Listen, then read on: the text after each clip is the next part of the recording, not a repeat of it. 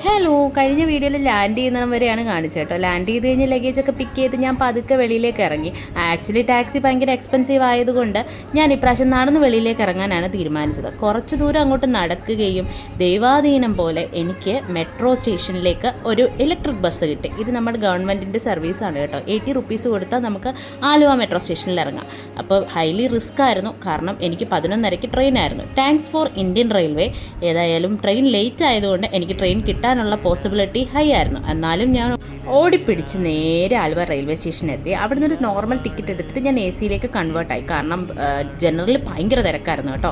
അങ്ങനെ ഞാൻ നേരെ വീട്ടിലെത്തി. ഏകദേശം 2:30 ആയപ്പോഴാണ്. പക്ഷേ ഞാൻ വലിയൊരു കാര്യം മറന്നുപോയി. വീട്ടിലെ എല്ലാവരുടെയും എപ്പിക് റിയാക്ഷൻ എടുക്കാൻ ഞാൻ മറന്നുപോയി. പക്ഷേ ഞാനിവിടെ മെയിനായിട്ട് വന്നിരിക്കുന്നത് 2 പേരുടെ എപ്പിക് റിയാക്ഷൻ കാണാനായിരുന്നു കേട്ടോ. ശ്രേയക്കുട്ടിയുടെ അരങ്ങേറ്റം ആയതുകൊണ്ട് ഞാൻ വരില്ല എന്ന് പ്രതീക്ഷിച്ചിരിക്കുന്ന എൻ്റെ ചേച്ചിയുടെയും എൻ്റെ ഗിരിജാമ്മയുടെയും ഒരു എപ്പിക് റിയാക്ഷൻ നിങ്ങൾക്കിപ്പോൾ ഇവിടെ കാണാം. ചേച്ചി ഒട്ടും പ്രതീക്ഷിച്ചില്ല ഞാൻ വന്ന് വീഴുവെന്ന്.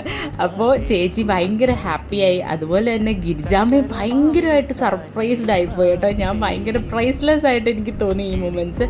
അവൾ സർപ്രൈസായി, പക്ഷേ അവൾ അത് മുഖത്തൊന്നും കാണിച്ചില്ല. കുറച്ച് നേരത്തേക്കൊന്ന് സ്റ്റക്കായി, കുഞ്ഞമ്മ എങ്ങനെ ഇവിടെ വന്നേന്നുള്ള രീതിയിൽ. അങ്ങനെ ഞങ്ങൾ സർപ്രൈസൊക്കെ കൊടുത്ത് ഞാൻ തിരികെ വീട്ടിലേക്ക് പോവാണ് കേട്ടോ. വന്ന പാടെ തന്നെ രാജേച്ചിയുടെയും അമ്മച്ചിയുടെയും കൂടെ ഓട്ടോയിൽ ചാടി കയറി ഞാൻ മാന്നാർ വന്ന് എല്ലാവരും സർപ്രൈസ് ചെയ്യാമെന്ന് വിചാരിച്ചത്. ഫ്രഷപ്പ് പോലും ആയിട്ടില്ല. അടുത്ത ദിവസം തന്നെ ഇങ്ങോട്ട് വരണം. അപ്പോൾ ഇത്രയേ ഉള്ളൂ.